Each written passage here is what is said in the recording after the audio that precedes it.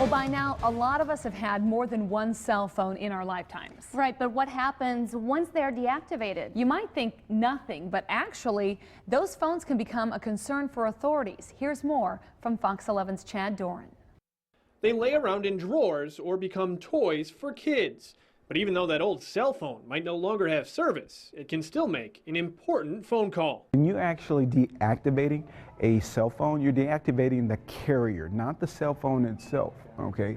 The service is what the carrier provides.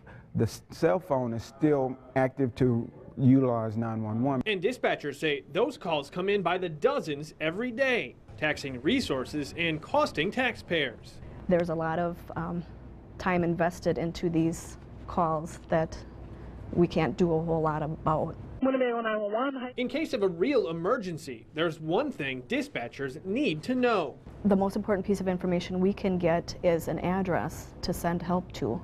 But when the call comes from a disabled cell phone and no one is on the other line, dispatchers must become detectives. Dispatchers say unless someone is on the other end of the line, oftentimes the best they can do is trace the call back to the nearest cell phone tower that it came from. But that still leaves a lot of ground to cover. If we only have that cell phone tower location, they can't go knocking door to door on the hundreds or possibly thousands of residences in that cell phone tower radius location.